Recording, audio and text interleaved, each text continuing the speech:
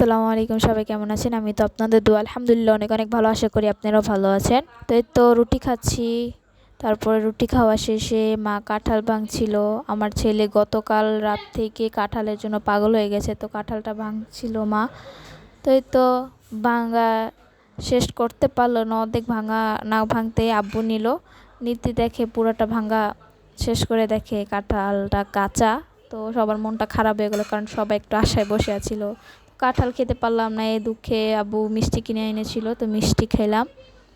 মিষ্টিটাও মজা ছিল মোটামুটি। তো মিষ্টি টিষ্টি খাওয়া শেষে হয়েছে আমার ছেলে টিভি দেখছে মন দিয়ে।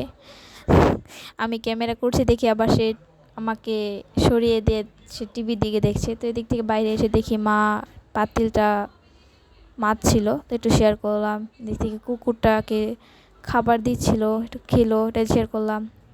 তো এই তো আমি একটু গোলাপ জল বানিয়েছিলাম মোবাইল থেকে দেখে। এটা শুধু শুধু কেউ বানাবে না, ফাও।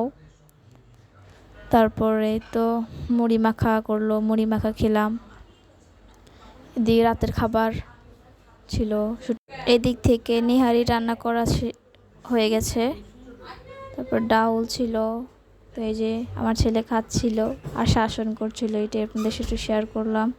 আর এদিক থেকে যে আমার খাবারের মেনু, খাবার খাচ্ছি, আপনাদের সাথে শেয়ার করতেছি। তা দেখুন, আমার ভিডিওটা ভালো লাগলে অবশ্যই লাইক, সাবস্ক্রাইব, শেয়ার, কমেন্ট করবেন, আমার পাশে থাকবেন।